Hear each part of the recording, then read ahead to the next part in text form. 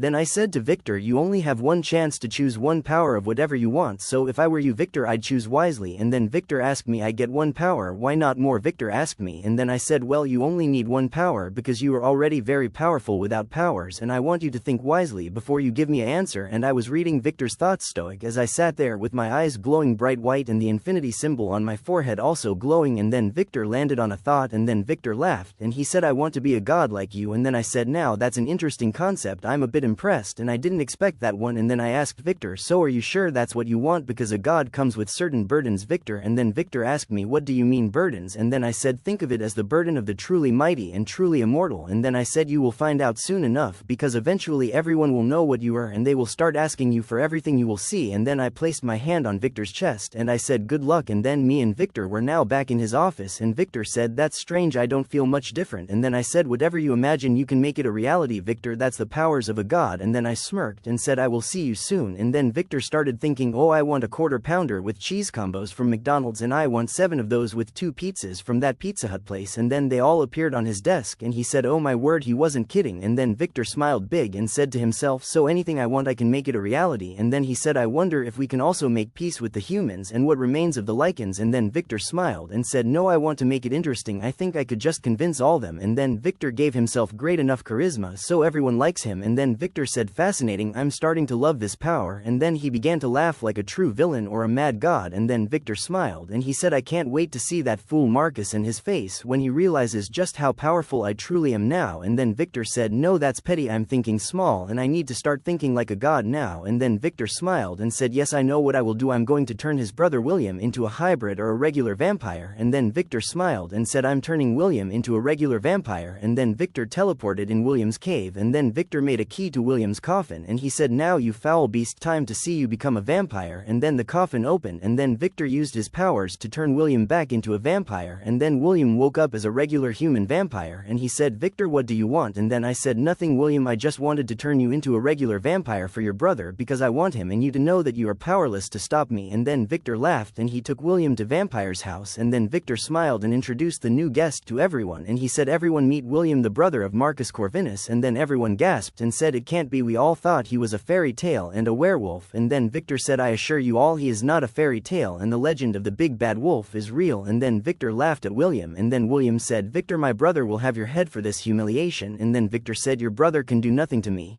you fool, I'm a god now. And then Victor kicked William in the knee and he said, kneel dog. And then Victor said aloud, it appears the dog knows how to bow. And then everyone laughed at William and William said loudly, put me back in my coffin now Victor. And then Victor kicked William in the head and he said, shut up dog. And then Victor said, I think I'm going to wake your brother now because this has been a long time coming and I've been wanting to do this for a while now, because you see I know the truth William, because I can read your pathetic mind and I know I can kill you and Marcus without any consequences except for your father, whom I know is still alive. Oh, you think I didn't know? And then William said, to hell with you Victor, you've lost your damn mind. And then I said, wake up Marcus Corvinus so he can join his brother at my feet, for the wretched dogs they are. And I almost felt sorry for William and Marcus. And then Victor revived Marcus Corvinus by using his powers and he said, hello Marcus. And then Marcus said, Victor, what is this, you're supposed to be in your coffin. And then Victor said, I am sorry to disappoint you Marcus, but I have absolutely no intention of going back in that fucking coffin. And then Celine said, we should stop this. And then I said, no Celine, you don't understand, Marcus and William deserve it.